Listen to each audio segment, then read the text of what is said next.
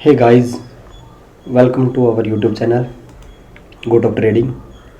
दोस्तों, मैं आपसे 10 मिनट मांग रहा हूँ। कंप्लीट एनालिसिस करेंगे ट्रेडर फाइंडर का।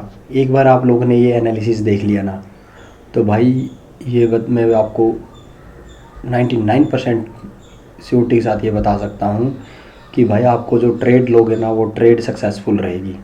मतलब आपको लॉस की, वो कहते हैं ना, कैपेबिलिटी, लॉस का जो रिस्क वो कम हो जाएगा। वो क्यों हो जाएगा वो मैं आपको कम्प्लीटली बताऊंगा। देखो, ये इसका इंटरफेरेंस है। जैसे मेरे पास इसका वर्जन है, मतलब एक्सेस कर सकता हूँ। तो भाई मैं आप लोगों को सब कुछ दिखाऊंगा कि कैसे करना है। ये आप लोगों के पास इंटरफेरेंस खुल जाता है कि भाई मार्केट के अंदर क्या है। मैं आप लोगों को इसमें क्या चीज़ सिखाऊंगा कि भाई इसमें ट्रेड को कैसे फाइंड आउट करना। सबसे बड़ी बात ये, मार्केट को एनालिसिस कैसे करना, कि भाई मार्केट की पहले प्रेडिक्ट कैसे करना, वो कैसे करनी है, वो सब कुछ मैं आप लोगों को इसमें बताऊंगा। कि इससे आप लोगों को एक बेनिफिट ये हो जाएगा कि भाई आपको ज़्यादा चार्ट के अंदर या फिर ज़्यादा स्टॉक के अंदर जाने की ज़रूरत नहीं पड़ेगी।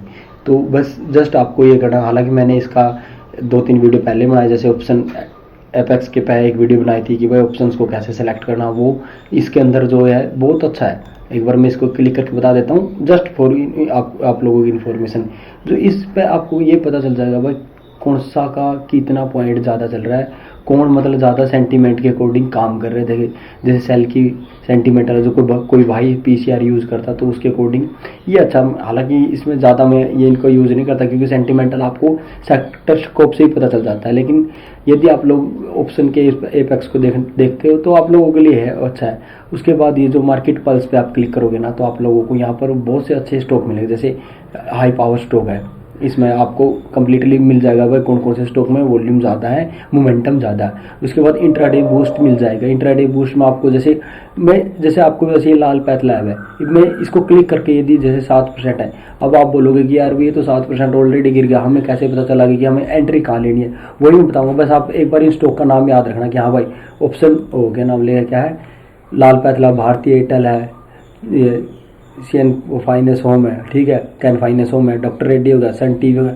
इनको एक बार नाम याद रखना। फिर मैं आप लोगों को सेक्टर के अकॉर्डिंग ट्रेड लेना सिखाऊंगा कि भाई इसमें कैसे ट्रेड लेते हैं। बस जस्ट एक बार थोड़ा ओवरव्यू ले लो। पेशेंसली प्लीज़ देखो, इस वीडियो को कम्प्लीटली देखो, क्योंकि थोड़ा सा कहते हैं ना कि आपको एच में 1.5x में देख लो, नो प्रॉब्लम, बट इस वीडियो को पूरा देखो। आप यहाँ पर देखो top level stock, low level stock, ठीक है। इनके अपने हर एक स्टॉक की हर एक मतलब जो भी इन्हें क्राइटेरिया देखा है, इनकी अपनी जगह एक अलग वैल्यू है। जैसे टॉप गेनर है, टॉप लूजर है, ये स्टार्टिंग से पता लग जाता है कि हाँ भाई कौन से टॉप गेनर की तरफ जा रहे हैं, टॉप लूजर की तरफ जा रहे हैं, ठीक है। तो आप लोगों को मतलब कहते हैं इनमें सिमिलरिटी, इनमें सेंटीमेंट की भाई जैसे जो टॉप लेवल स्टॉक है, टॉप लेवल स्टॉक हो गया, या फिर ये एक मिनट, ये वाले जो टॉप गेनर स्टॉक है, ये जो अपना इंट्राडे बूस्ट है ना भाई, ये दोनों का जो सिमिलरिटी मिलती है ना, उस दिन तो स्टॉक बूम करता है भाई। सीधी सी बता रहा हूँ, एक बार बस देखो कि भाई कहाँ आपको क्या मिलता है। ये टॉप गेनर हो गया और यहाँ पर टॉप लूजर हो गया। जैसे लाल पैथ लैब यहाँ पर भी है और वहाँ पर भी आप लोग देखोगे तो यहाँ पर भी लाल पैथ लैब है। तो इन दोनों में यदि लूजर में आ रहे हैं तो इसका मतलब क्या है कि भाई फार्मा का स्टॉक है और ये टॉप लूजर में भी आ रहा है और अपने इंट्राडे बूस्ट में आ रहा है। तो कहने का मतलब ये स्टॉक फटेगा, अप साइड फटे या डाउन साइड फटेगा। टॉप लूजर में रहा तो डाउन साइड ही फटेगा। तो एक सिमिलरिटी मिल गई। तो आप लोगों को ये चीज़ देखनी है। आई होप आपको ये चीज़ समझ में। उसके बाद इनसाइडर स्ट्रेटजी में आप लोगों को मतलब मेरे अकॉर्डिंग तो भाई मैं इसको ट्रेड करता नहीं, बट कोई मेरा भाई जैसा है कि जो भाई स्कैल्पिंग टाइप करता है, तो आप लोगों के स्कैल्पिंग के लिए बहुत अच्छा है। तो इसमें आप लोगों को ऑटोमेटिक स्टॉक मिल जाएगा यहाँ पर। जैसे ये है कि भाई कौन सा ज़्यादा, जो कोरोमंडल है भाई बहुत ज़्यादा है ये 10 मिनट में। लेकिन इसमें आपको यही है, बाय सेल का नहीं है कि जैसे ये देखो एनटीपीसी है, सेल साइड में है, ये बाय साइड में, वो मतलब आप लोगों को देखना पड़ेगा अपने जो रूल्स है उसके अकॉर्डिंग, इसलिए मैं इसको यूज़ नहीं करता। इसमें आपको यदि देखोगे लॉन्ग टर्म गेन और नो शॉर्ट टर्म वाले स्टॉक भी है, ये क्या नाम है, कॉन्ट्रैक्टर बीओ भी है, ठीक है। ये देख डेली लो हाई रिवर्सल, लो ले रिवर्सल, सब कुछ है इसमें। ये हाई ले ब्रेकआउट हो गए, जैसे ये बीओ का मतलब ब्रेकआउट होता है, ठीक है भाई।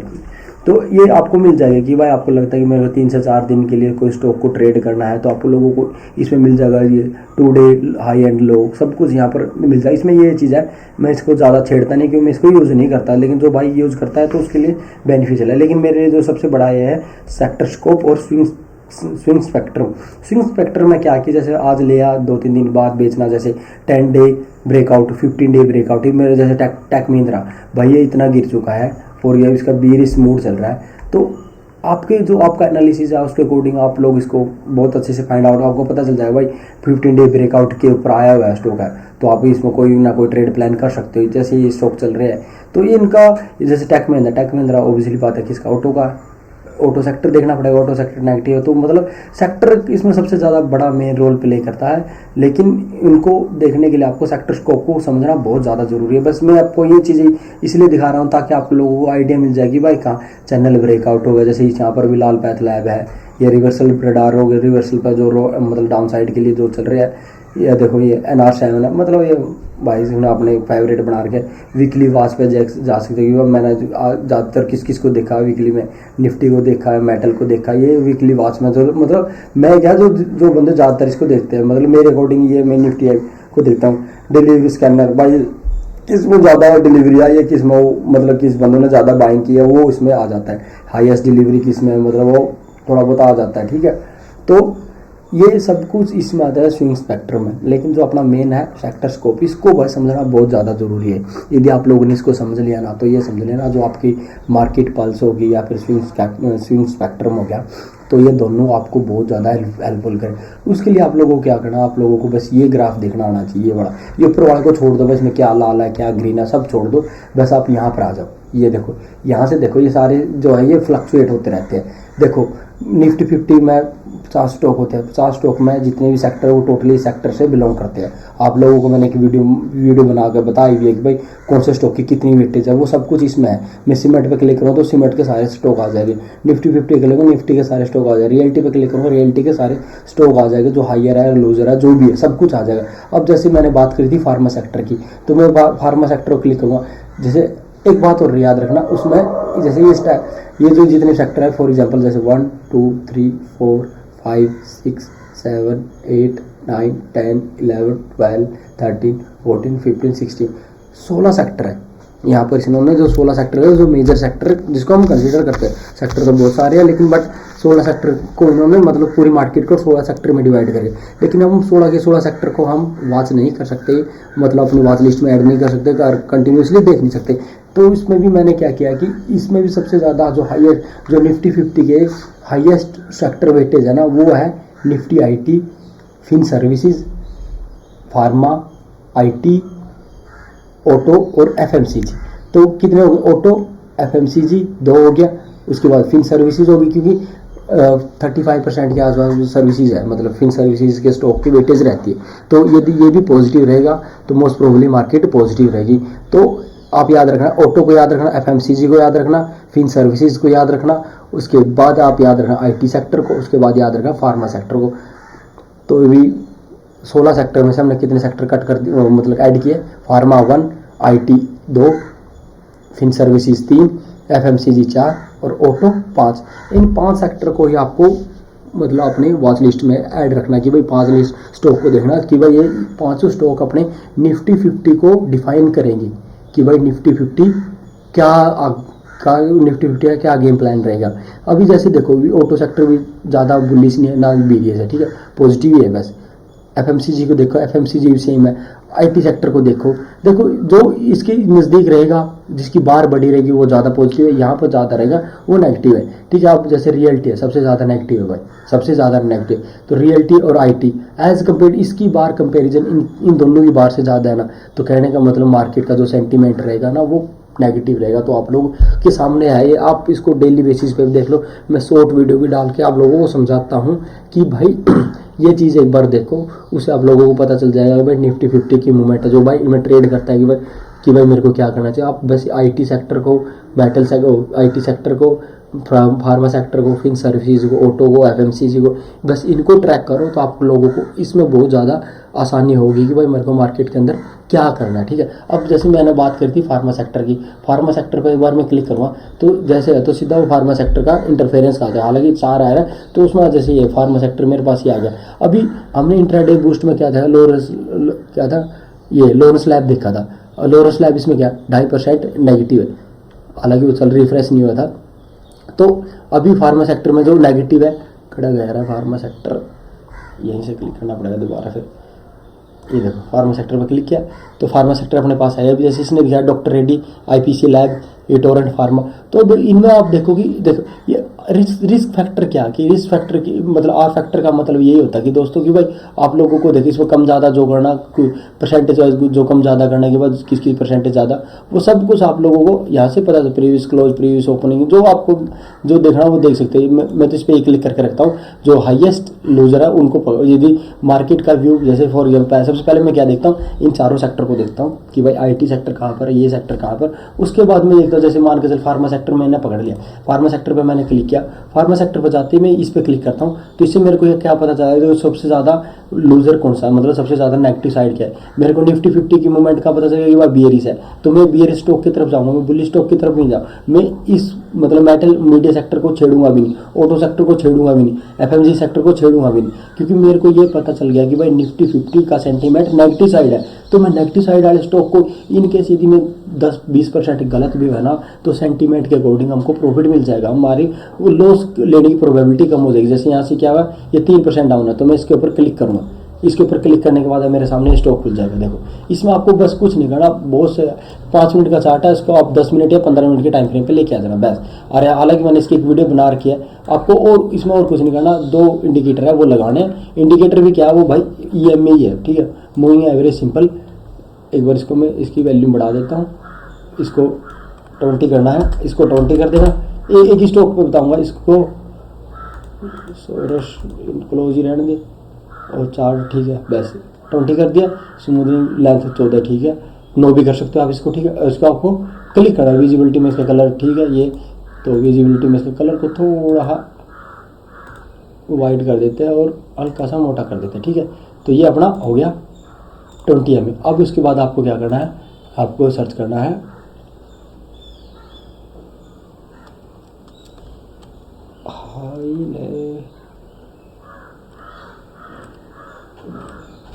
यार, इसमें इंडिकेटर का नाम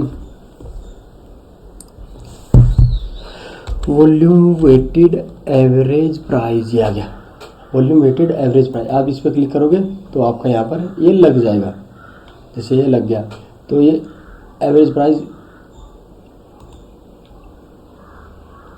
ये 3 ही लगा सकते हैं, पैसे वाला नहीं लगाने देता। चलो एक बार इसको डिलीट कर देते हैं, एक बार दोबारा सर्च करते हैं volume weighted average price, moving average, ठीक है। तो आप लोगों ने इसको लगा लिया। अब देखो, अब अपना खेल स्टार्ट होता है यहाँ से। अभी आप लोगों ने यहाँ पर देखा कि भाई मेरा फार्मा सेक्टर में डॉक्टर रेड्डी नेगेटिव है, जैसे ये 3% डाउन हो, पहला तो ये 1 या 2% के आसपास ही डाउन रहेगा ना जब ओपन होता है। ये स्टार्टिंग 3% तो क्लोजिंग के बाद ही डिफाइंड होगी, वो 3% है। लेकिन अपनी एंट्री कहाँ पर होगी, अपनी एंट्री तो भाई स्टार्टिंग में हो जाएगी ना, कहीं एंट्री हो जाएगी जहाँ से मार्केट ओपन होती है। अब देखते हैं कि मार्केट ओपनिंग देखो कहाँ पर हुई थी, ये मार्केट ओपनिंग टाइम है ये। यहाँ पर एक मैं हॉरिजॉन्टल लाइन मार्क कर देता हूँ,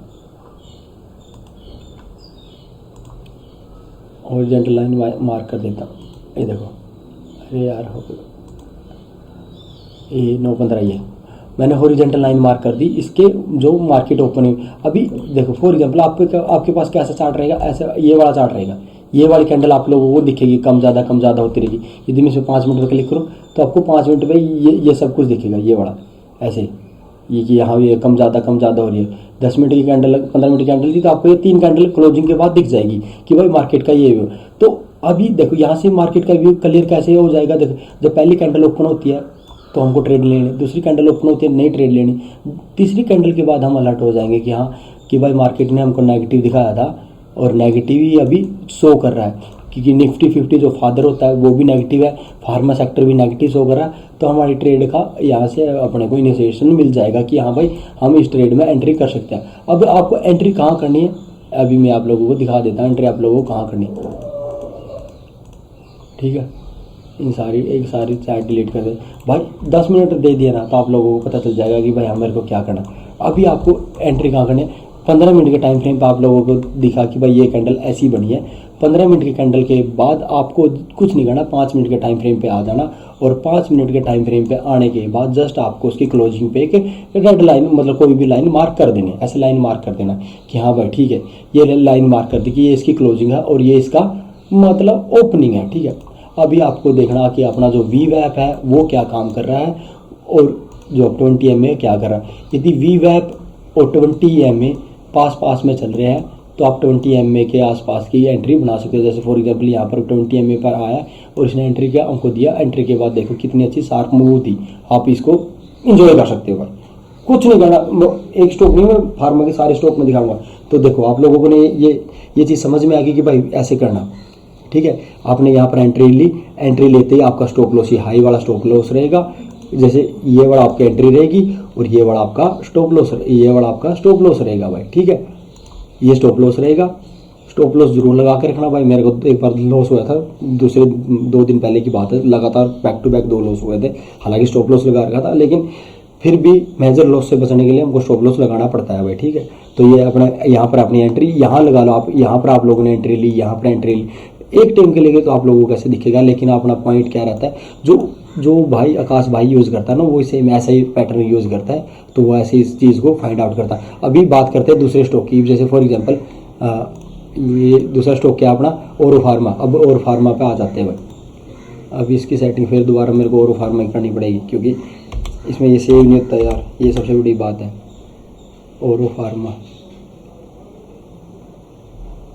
यार वहाँ खोल लेता हूँ, वहाँ पर सेटिंग है ये, यहाँ पर खोल लेता हूँ ओरो फार्मा। अभी ये खुलेगा नहीं भाई, आप लोगों का टाइम कीमती, यहीं पर सर्च कर देते हैं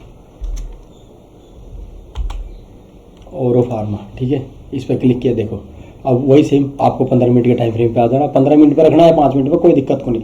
बस आपको क्या करना, जो उसकी ओपनिंग होती है उस पर आपको क्लिक करके रखना है। जैसे ये ओपनिंग कहाँ से है ये 4/15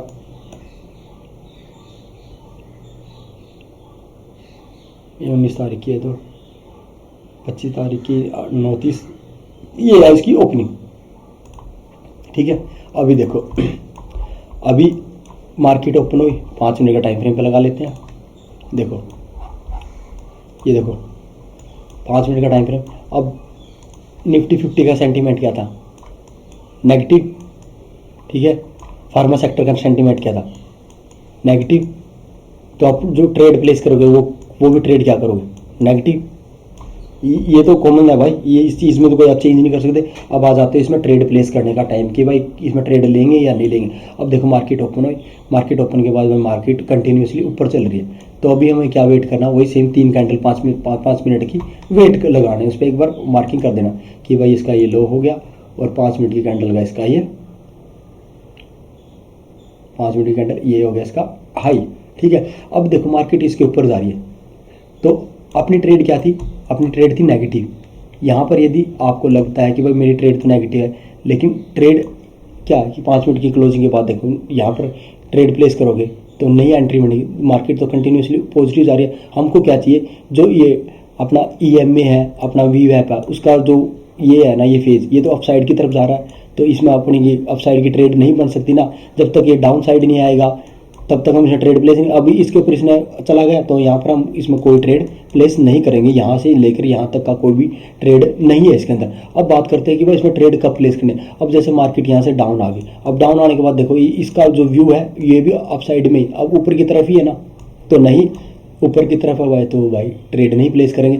अब हमको क्या करना पड़ेगा, वेट करना पड़ेगा कि भाई क्रॉस ओवर कहाँ पर बैठेगा, कि भाई मार्केट का क्रॉस ओवर कहाँ। अब आप देखो यहाँ पर क्रॉस ओवर बन रहा है, यहाँ पर क्रॉस ओवर बना, तो यदि इसकी बात करें यहाँ पर क्रॉस ओवर है, लेकिन इसका जो व्यू है तो व्यू तो पॉजिटिव साइड में ही है भाई, क्रॉस ओवर अप साइड में, तो हम अप साइड की ट्रेड प्लान कर सकते हैं। लेकिन मार्केट का जो सेंटीमेंट है वो तो नेगेटिव है, तो नेगेटिव की ट्रेड बनानी है, सिंपल सी बात है। ये चीज़ आप लोगों को पता कि भाई हमको नेगेटिव की ट्रेड बनानी है, तो यहाँ से आपको वेट करना पड़ेगा। वेट करने के बाद जैसे ही मार्केट यहाँ से जाके इस लेवल पर आएगी, इस लेवल पर देखो ये बड़ा, तो यहाँ पर कि भाई अपने को क्या करना कि भाई यहाँ से एक्टिवेट हो जाना कि भाई मार्केट यहाँ, तो मार्केट यहाँ से जाने के बाद यहाँ पर हमको नेगेटिव साइड का सेंटीमेंट देते हैं और आप यहीं कहीं ट्रेड प्लेस कर सकते हो और आपका स्टॉप लॉस यही रहेगा भाई, ठीक है। इससे ज़्यादा बड़ा स्टॉप लॉस नहीं रहेगा।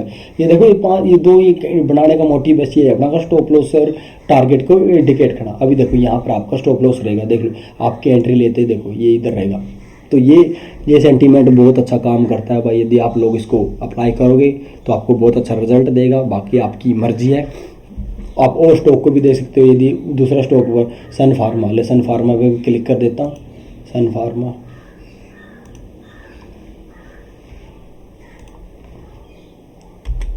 भाई ये वीडियो पूरी नहीं देखोगे ना तो भाई आप लोग अब ये भी बोलोगे लाइव ट्रेड करके लाइव ट्रेड भी करके दिखाऊंगा भाई। लाइव ट्रेड का भी मैं आप लोगों को दिखाता हूँ।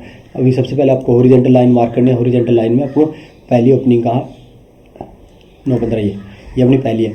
वही अप डाउन चल रही है। वही सेम आप लोगों को 5-5 मिनट का ये इसका हाई हो गया, ये इसका लो हो गया, ठीक है। हालांकि टारगेट होता है भाई, ये ध्यान रख लेना। बट यदि मार्केट अपने रेंज में रहती है तो हम उसको इन्जॉय करते हैं, लेकिन मेन मोटिव अपना स्टॉप लॉस ये ज़्यादा हो जाता है तो आप इसको हाफ कर सकते हो। वो आपके ऊपर डिपेंड करता है। अभी देखो मार्केट में सेंटीमेंट नेगेटिव था, मार्केट पूरी गिरी। अब वो सोचोगे मैं यहाँ पर ट्रेड कर लूँगी, इतना तो गिर गया नहीं भाई।